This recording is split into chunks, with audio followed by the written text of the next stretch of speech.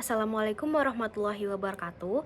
Perkenalkan, nama saya Sanda Farsa dengan nomor BP 2422040.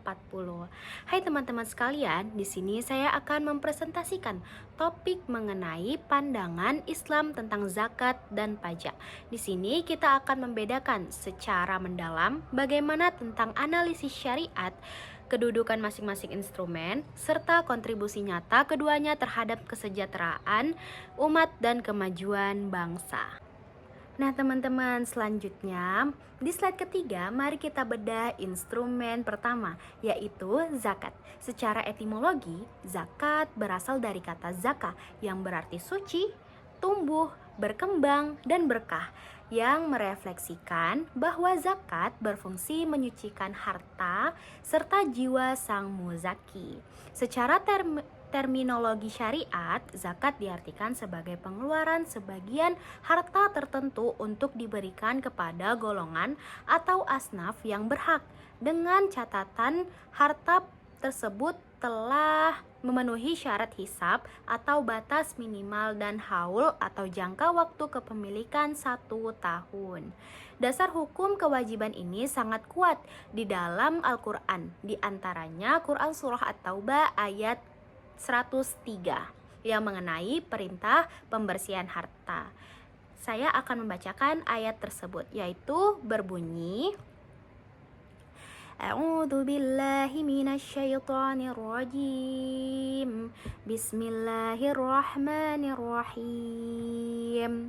Khudh min amwalihim shadaqatan tutahhiruhum wa tuzakkihim biha wa shalli 'alaihim inna sholawataka sakanul lahum wallahu sami'un alim.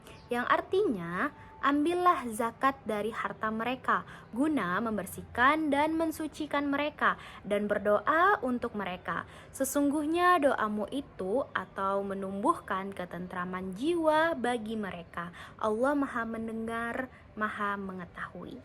Quran Surah At-Taubah ayat 103. Nah, selanjutnya ada Quran Surah Al-Baqarah ayat 43 yang secara tegas mengandinkan perintah menegakkan sholat dengan menunaikan zakat. Seperti ini bunyinya. A'udzu billahi minasyaitonir rajim. Bismillahirrahmanirrahim. Wa aqimus sholata waz zakah warraka'u ma'ar raki'in. Artinya, dan laksanakanlah sholat, tunaikanlah zakat, dan rukuklah beserta orang-orang yang ruku. Quran Surah Al-Baqarah ayat 43. Nah teman-teman, selanjutnya mari kita lihat instrumen yang kedua, yaitu pajak. Secara umum, pajak didefinisikan sebagai iuran wajib yang disetorkan kepada negara tanpa adanya kontrapretasi atau timbal balik secara langsung. Dalam khazanah fikih Islam, konsep pajak ini dikenal dengan istilah doribah. Doribah merupakan bentuk kewajiban finansial selain zakat yang ditetapkan oleh penguasa atau ulil amri kepada warga negaranya. Ketetapan ini diambil guna memenuhi kebutuhan anggaran negara yang sangat mendesak dan bersifat krusial demi menjaga kemaslahatan rakyat banyak yang tidak dapat ditunda lagi. Nah teman-teman, di slide selanjutnya ada kedudukan zakat. Bagaimanakah kedudukan zakat dalam tataan Islam? Sebagaimana bagian dari rukun Islam, posisi zakat bersifat mutlak dan mengikat bagi setiap muslim yang mampu. Dimensi zakat mencakup 4 pilar utama. Pertama, pencucian. Yang kedua, yaitu membersihkan kotoran batin dan mengikis sifat kikir manusia. Selanjutnya, yang kedua ada keadilan sosial guna menggerakkan distribusi kekayaan agar berputar modal tidak akan menumpuk di orang-orang kaya saja. Dan ketiga adalah solidaritas yang berfungsi memperkuat jalinan ukhuwah Islamiyah dan ikatan sosial antara muzaki selaku pemberi dan musahik selaku penerima. Nah, lantas bagaimana hukum Islam memandang legalitas pajak? Islam memperbolehkan pemungutan pajak atau doribah ini, namun secara catatan harus memenuhi syarat-syarat yang sangat ketat. Ada 3 syarat utama legalitas pajak dalam syariat. Yang pertama, kemaslahatan, yang dimana artinya pajak hanya boleh dipungut untuk kepentingan publik yang nyata dan darurat, seperti pembangunan jalan, pembuatan jalan tol, jembatan, atau keamanan nasional. Yang kedua, ada transparansi, di mana pengolahan wajib dilakukan secara adil, amanah, serta bersih dari unsur korupsi atau kezoliman. Ketiga, kesesuaian dengan hukum syariah, yang menegaskan bahwa pajak tidak boleh bertentangan dengan prinsip syariat dan secara histori hanya diambil apabila kas negara atau baitul mal berada dalam kondisi kosong atau tidak mencukupi. Nah teman-teman, selanjutnya meskipun bersumber dari ranah yang berbeda, zakat dan pajak memiliki persamaan inti sebagai instrumen fiskal.